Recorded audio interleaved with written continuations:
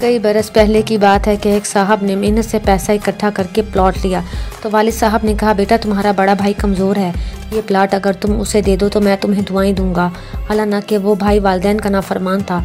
तो उस साहब ने कहा कि मुझे अक्ल ने तो बड़ा समझाया कि ये काम करना हमाकत है, मगर मैंने अक्ल को कहा कि अच्छा है दिल के साथ रहे पासबाने अक्ल, लेकिन कभी कभी इसे तन्हा भी छोड़ दे।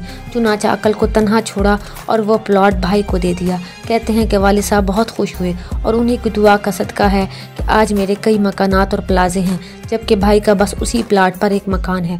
वक्त गुजरने के साथ साथ हमारा इस्लामी माशरा कमज़ोर होता चला गया, तो बहुत सी बातों की तरह खूनी रिश्तों की ये कदर भी अपनी अहमियत खो बैठी। अब बराबरी का ढंढोरा पीटा गया और बच्चे माँ बाप के बराबर खड़े हो गए और शागिर्द उस्ताद के बराबर, जिससे वो सारी खराबियाँ दर आएंगी जो हमारी तहजीब को नुकसान पहुँचा गई। अब भाई को भाई का एहसास नहीं, नई नस्ल उस्ताद का अदब नहीं करती, औलाद वालिदैन की नाफरमानी का शिकार हो गई, नेज़ पूरा इस्लामी माशरा दर भरम हो गया। हमें अपनी इस्लाह करनी होगी और इस्लामी तालीमात पर ज़िंदगी गुजारनी होगी।